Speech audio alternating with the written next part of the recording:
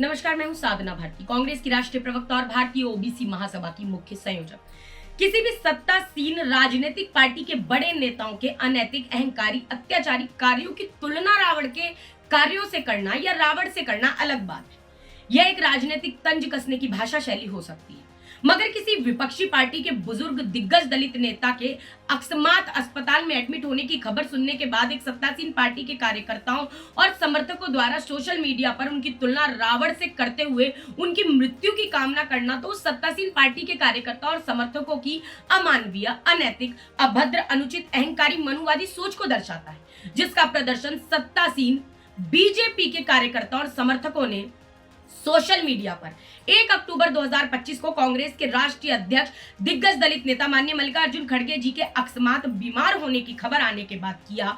जब खड़गे जी को अस्पताल में एडमिट कराया गया तो सत्तासीन बीजेपी की अमानवीय ट्रोल आर्मी और गुंडा गैंग ने बेहद अमानवीय और अनैतिक कमेंट सोशल मीडिया पर जारी किए, जिनमें लिखा था कि इस बार 2 रावणों का दहन 2 अक्टूबर के दशहरे पर हो सकता है। ये केवल कांग्रेस के बुजुर्ग दिग्गज दलित नेता माननीय मल्लिकार्जुन खड़गे जी का ही अपमान नहीं है, बल्कि यह अपमान तो सरासर समूचे दलित समाज का घोर अपमान है।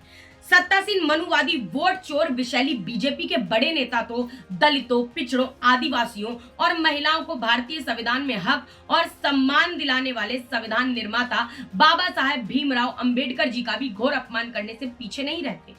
कुछ दिन पहले भारत के गृह मंत्री सत्तासीन बीजेपी के नंबर 2 आका अमित शाह जी ने सरेआम संसद में संविधान निर्माता, दलितों के मसीहा बाबा साहब भीमराव अंबेडकर जी का घोर अपमान किया था।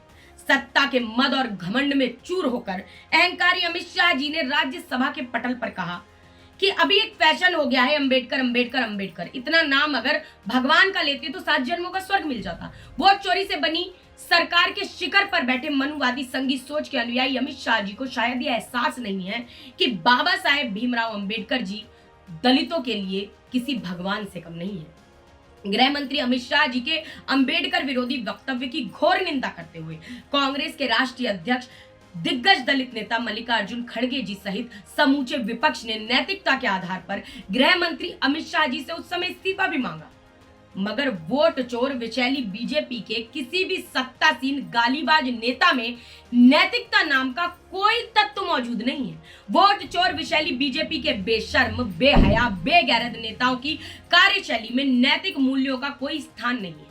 एक बार बीजेपी की योगी सरकार के कैबिनेट मंत्री दयाशंकर सिंह ने तो एक महिला मुख्यमंत्री रही दिग्गज दलित नेत्री की तुलना वैश्या से कर दी थी। बीजेपी के सत्तासीन मनुवादी नेतागण समय समय पर दलित महानायिकाओं और महानायकों का घोर अपमान करते ही रहते हैं और कभी माफी भी नहीं मांगते, खेत तक नहीं जताते। ऐसे दलित विरोधी मनुवादी वोट चोर सत्तासीन दशानन रावणों को सत्ता से सड़क पर पहुंचाने का समय अब आ गया है। लोकतंत्र के लालो जागो और जन जन को जगाओ, लोकतंत्र को लूटतंत्र के लुटेरों से बचाओ। विजयदशमी के शुभ अवसर पर वोट चोर, गद्दी छोड़ की गगनभेदी गूंजों के साथ सत्तासीन दशानन रावणों के पुतले जलाओ। धन्यवाद।